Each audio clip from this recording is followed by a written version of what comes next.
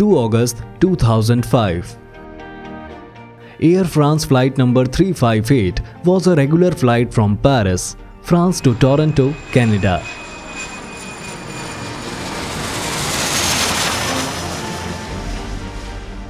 About 6-year-old Airbus A340 series plane was being used for this flight that day.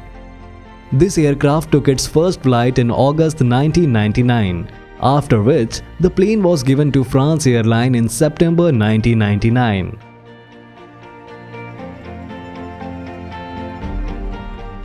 The captain of flight that day was 57-year-old Captain Alan R., who had over 15,000 hours of skilled flying experience.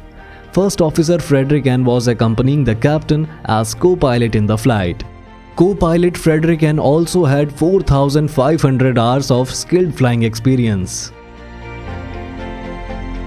Along with the both pilots in the cockpit, a child named Miles T. was also traveling for free.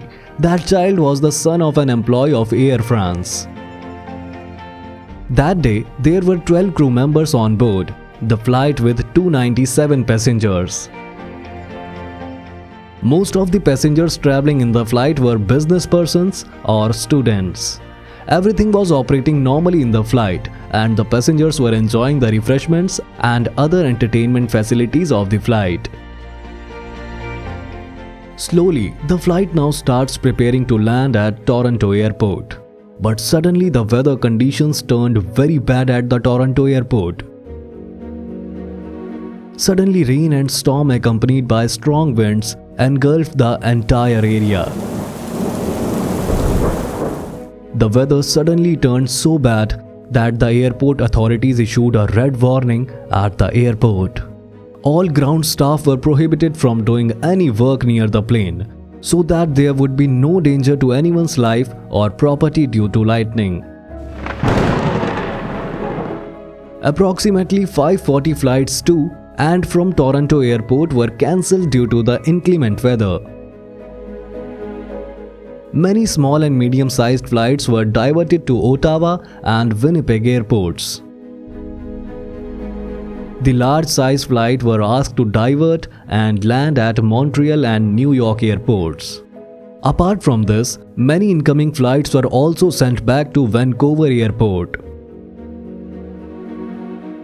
Flight 358 now slowly enters into Toronto's airspace and waits for ATC Tower's permission to land at the airport. After this, according to the normal process, the ATIS message is sent by the ATC to the pilots of the flights. Through the ATIS message given from the ATC tower, the pilots are normally informed about the weather, wind direction, and speed of the air around the airport. Usually, pilots use this information to determine the landing speed and flap position of the plane so that the plane can land safely. Now that according to the ATIS message, the weather at Toronto Airport was very bad, the ATC controller asked the flight 358 to fly in the holding pattern to wait for some more time. After waiting for some time, the ATC controller finally gives permission to flight 358 to land on the runway 24L. Now slowly reducing its altitude, flight 358 starts moving towards the runway. From here, the first officer Frederick N. takes control of the flight and very carefully start bringing the plane slowly towards the airport runway. Due to heavy rain, storm, and winds, the plane started shaking. Looking at this, the passengers got really panicked and started to pray for the flight to land safely. It is probably very difficult to even imagine what goes through the mind of passengers caught in such a horrible situation. After going through bad weather and strong winds, the plane somehow reaches the runway. In preparation for the landing, the first officer now sets the flaps and lowers the landing gears. The plane is now only moments away from the runway, and to bring the plane under full manual control, the first officer turns off the auto landing and auto throttle modes. On reaching close to the runway, the pilots ask for the ATC permission one last time to land on the assigned runway. The ATC controller gives clearance to the Air France pilot to land on the runway 24L. But at the same time, he also warns the Air France pilots that the pilots of other flights have said that the wind on the runway is very strong. Due to that heavy wind, it is very difficult to stop the plane after landing. ATC controller asked the Air France pilots to be very careful and adjust the speed and brakes to stop properly after landing.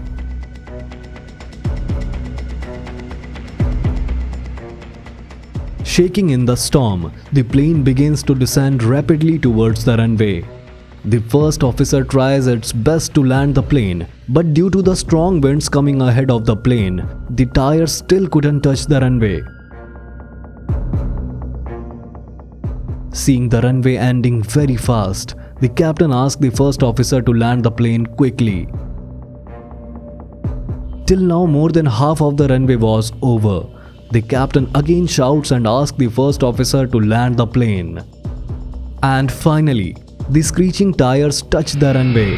At an extremely high speed of 160 km per hour, the plane starts running towards the end of runway. The runway was about to end, but the plane was still running at a very high speed. Due to bad weather and in the tension of landing, the pilots could not apply the emergency brake straight after the landing. And what was feared finally happened. The speeding plane broke the boundary of the runway and fell into a ditch.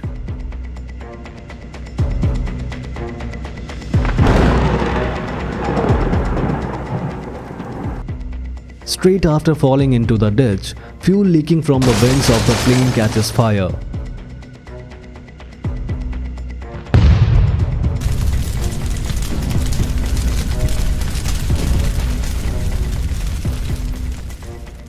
After the plane stopped, and as soon as the cabin crew recovers their senses, they immediately open the emergency door and start evacuating the passengers from the plane.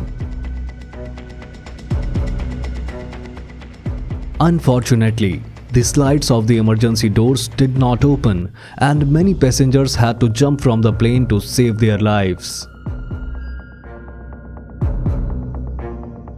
Due to the promptness and responsibility of the cabin crew, all the passengers got out of the plane safely. By then, the emergency vehicles of the airport also reached the crash site and quickly start relief and rescue work.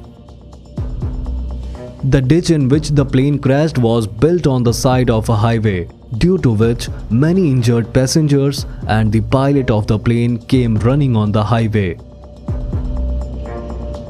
Plane on the highway quickly took the injured passengers to the hospital, and due to timely treatment, all 297 passengers and 12 crew members were saved.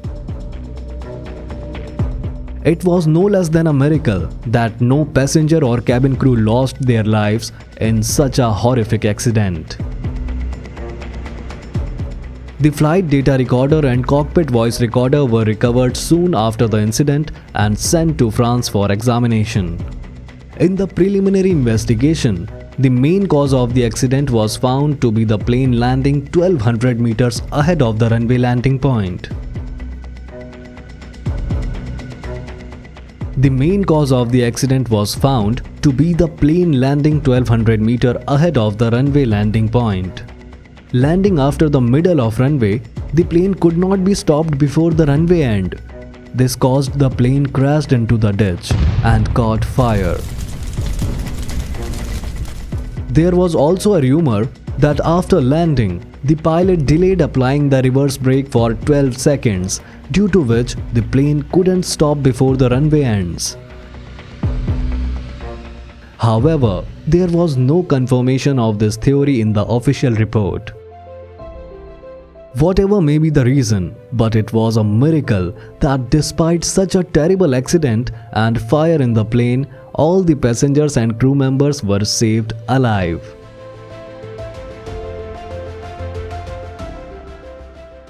If you liked our video, please encourage us by clicking on like and subscribe button. We are really grateful to you for your kind cooperation.